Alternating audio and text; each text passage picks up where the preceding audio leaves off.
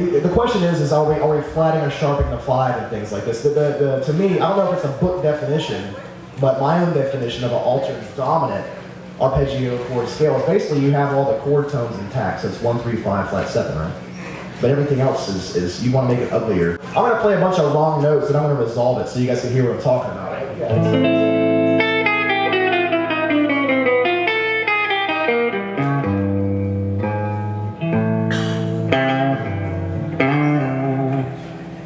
Did you hear the resolution? Yeah. So that's what I go for as a musician, amongst other things.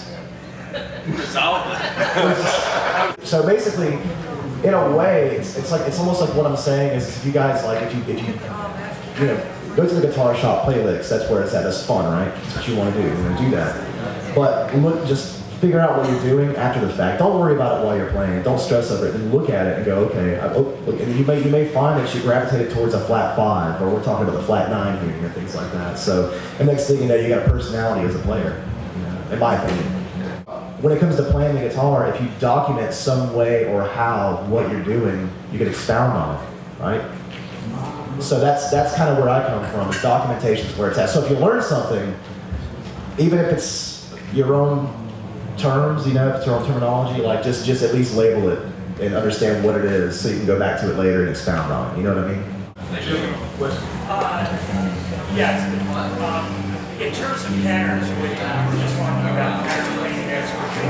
Do you ever think in terms of like lower scales, or is that another aspect? What really like music is so relative. The question is do I think of modes and scales and things like that? Actually, I learned it, I did, but what wound up happening is, like, check this out real quick. So say we have like one shape.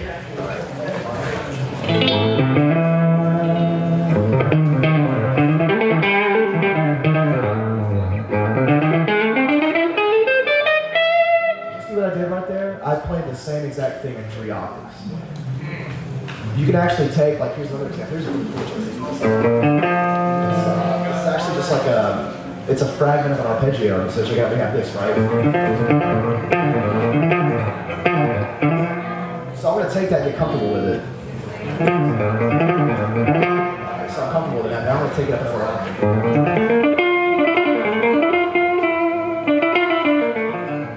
Let's take it up another octave.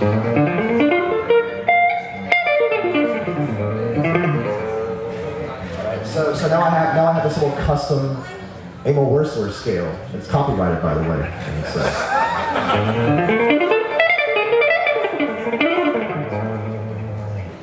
What I'm trying to kind of convey to you all is, like, the guitar is an interesting instrument. It's very imperfect, but if we take those imperfections and display them like we're proud of them, next thing you know, dudes are like, oh man, that guy's got style, man. That guy's he's cool, man. So,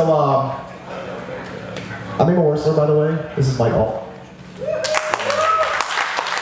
And appreciate your time, man. Thank you, guys.